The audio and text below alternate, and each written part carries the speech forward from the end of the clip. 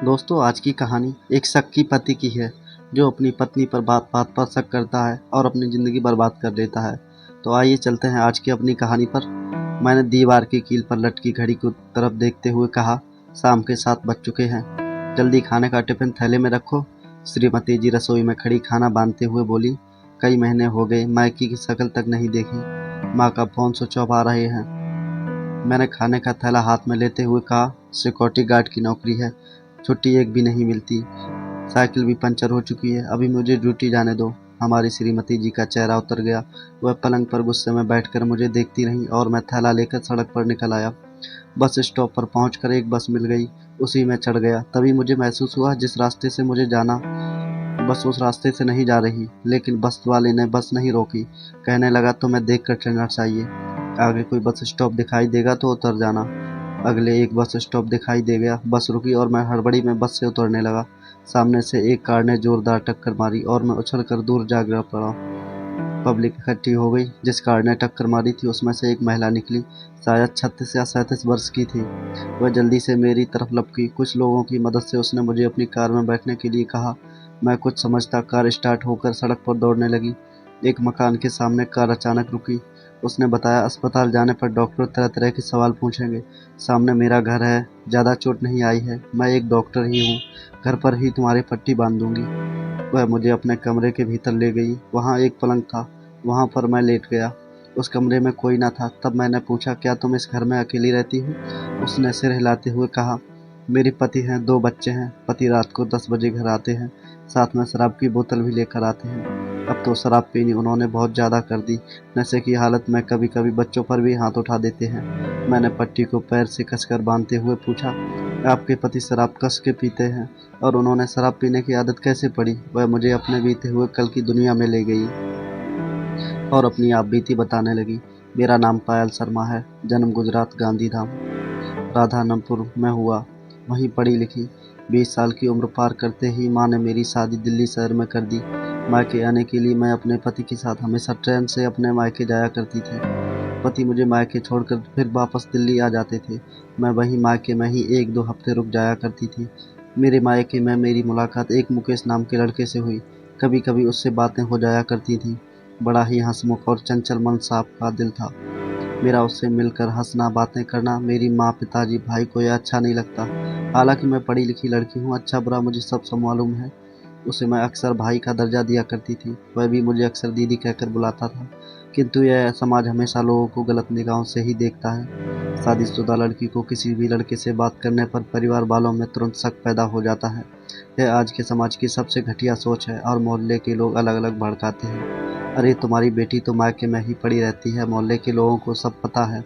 आजकल एक मुकेश नाम के लड़के के साथ कुछ ज़्यादा ही मौज मस्ती चल रही है। ऐसा जली कटी सुना सुना कर मेरा घर से निकलना बंद करवा दिया। मैंने माँ से सॉफ्टवेयर का काम सीखने की इच्छा प्रकट की तो दिल्ली शहर आकर मैं नौकरी करने लगी। 2 पैसे कमाऊंगी तो पति का बोझ भी नहीं बनूंगी। माँ की तबीयत खराब थी, मुझे अचानक अकेले ही ट्रेन पकड़कर मायके जाना पड़ा। उसी ट्रेन में मुझे फिर मुकेश मिला, जो मुझे देखकर हैरान रह गया। मैं हमेशा उसे अपना भाई मानती थी। मैंने 1 घंटे उससे बातें की, कुछ घर की बातें बताई। उसने भी बताया, पढ़ाई पूरी हो चुकी है, अब नौकरी कर रहा हूँ दीदी। आप शादी के बाद खुश तो हैं दीदी? आपके पति आपको परेशान तो नहीं करते? मेरी आंख से एक आंसू की बूंद टपक पड़ी। मैंने रोते हुए कहा, भैया अब क्या बताऊं, लेकिन ज़रूर बताऊंगी, वह मुझ पर शक करते हैं। शायद हमारे मोहल्ले के लोगों ने ही उनके कान भरे हैं। शक की बीमारी बड़ी गंदी होती है।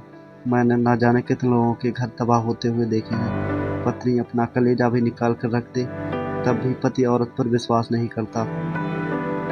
जब मैंने कोई पाप किया है तभी तो मैं दुनिया से नहीं डरती, दुनिया वालों से, अपने पति से, अपने ससुराल और मायके वालों से। लेकिन हूँ तो आखिर एक औरत ही, परिवार के लिए औरत को ही झुकना पड़ता है। मुकेश भैया, मेरा स्टेशन आ चुका है, इतना कहकर मैं ट्रेन से उतर गई। मायके पहुँचने के बाद माँ का हाल चाल पूछा तो माँ ने आंखें लाल करते हुए कहा, तुझे अकेले आने के लिए किससे कहा था? दामाद जी कहाँ हैं? कहीं तुम मुकेश से मिलने के लिए मेरा बहाना बनाकर तो नहीं आई हो? माँ, तुम कैसी घटिया बातें कर रही हो अपनी बेटी से? मेरी सब्र का बांध टूट चुका था। आज बाजू में रहने वाले लोगों के सिखाए पढ़ाने में तुम आ चुकी हो। मैं अपनी जान दे सकती हूँ मगर कोई गलत काम नहीं करूँगी। माँ ने छत से दामाद जी को बुलाते हुए कहा, पायल मेरी बात ध्यान से सुनो, दामाद जी दूसरी ट्रेन पकड़कर यहाँ तुमसे आधे घंटे पहले ही आ चुके हैं। रात को 2:30 बजे यहाँ से ट्रेन सीधी दिल्ली तुम्हें पहुँचा देगी। अब तू हमेशा हमेशा के लिए अपना मायका भूल कर अगर तू मायके आई तो तू मेरा मरा हुआ मुँह देखेगी। उसी रात मैं अपने पति के साथ सन 2012 को अप्रैल के महीने में दिल्ली लौट आई। आज 12 वर्ष बीत चुके हैं, माँ का चेहरा नहीं देखा। पति ने शहर का पुराना घर बेचकर नया घर ले लिया।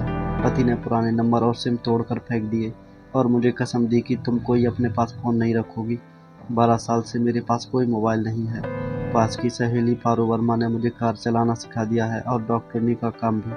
मैं अपने क्लिनिक से लौट रही थी कि रास्ते में ब्रेक लगा रही थी कि तुमसे टकरा गई। पायल शर्मा ने कहना जारी रखा, आज हमारे देश में पति अपनी पत्नियों के मायके इसलिए नहीं ले जाती, मुझे डर रहता है कहीं उनकी पत्नी मायके जाकर पिछली जिंदगी को दोबारा याद ना कर ले, पड़ोस में रहने वाले लड़कों से कोई बात ना कर ले। मर्दों के दिमाग में केवल एक ही कीड़ा रहता है, शादी होने के बाद औरत को हमेशा कमरे के भीतर रहना चाहिए और किसी भी पुरुष से बात नहीं करनी चाहिए।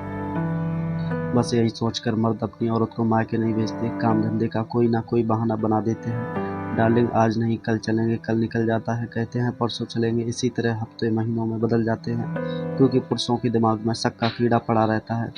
समाज में मुश्किल से बहुत कम ऐसे परिवार हैं जो अपनी पत्नी को बड़ा ही मान सम्मान देते हैं, उनका आदर करते हैं, सबसे बड़ी बात अपनी पत्नी पर विश्वास करते हैं। पायल शर्मा की बात खत्म होते ही मैं बिस्तर से उठकर खड़ा हो गया। बहन जी मेरी ड्यूटी का टाइम निकल चुका है, लेट हो गया हूँ, मुझे अब जाना होगा। क्या पता आपके पति यहाँ आकर मुझ पर भी शक करें। कि सामने पर्दा हिला, एक आदमी दिखाई दिया। उसने मुझे देखा और कहा, घबराओ नहीं, मैं पायल का पति राकेश हूँ। मैं पर्दे के पीछे खड़े बातें सुन रहा था। पायल मुझे माफ़ कर दो, शक की बीमारी ने मुझे बुरी तरह तोड़ दिया था। दरअसल ऐसा कुछ ही है ही नहीं, मोहल्ले में कुछ ऐसी औरतें भी होती हैं जो दूसरों का घर तोड़ने में माहिर होती हैं। दूसरों का घर टूटते हुए देखकर दूसरों का घर बिखरते हुए देखना उन्हें बहुत अच्छा लगता है। मेरी आंखें अब खुल चुकी हैं। आज मेरी पत्नी मुझे मेरी आत्मा अपने अंदर से धिक्कार रही है। आज मुझे आत्मग्लानि हो रहा है। बच्चे ट्यूशन से आने वाले हैं, जब तक तुम कपड़े पैक करो, हम अभी तुम्हारे मायके चलेंगे। रास्ते में मोबाइल की दुकान से तुम्हें नया एक मोबाइल भी दिलवा दूंगा, टच वाला। राकेश ने शराब की बोतल फेंकते हुए पायल को गले से लगा लिया। राकेश ने तुरंत कार में बिठाकर मुझे मुखर्जी नगर ड्यूटी पहुंचा दिया। उसी रात बच्चों को लेकर अपनी पत्नी के मायके की ओर रवाना हो गया। जैसे तैसे मैंने रात काट ली। सुबह घर पहुंचा। हमारी श्रीमती जी आंगन में झाड़ू लगा रही थी। मैंने तुरंत झाड़ू हाथ से छीनी, मुस्कुराते हुए कहा, कपड़े पैक कर लो, बच्चों को तैयार कर दो, हम अभी तुम्हारे मायके निकल रहे हैं। मेरे मुंह से यह शब्द सुनकर हमारी श्रीमती जी का चेहरा एकदम से खुल उठा। दोस्तों कहानी पसंद आई हो तो लाइक शेयर सब्सक्राइब करना ना भूलें और हमें कमेंट में ज़रूर बताएं कि ये कहानी आपको कैसी लगी।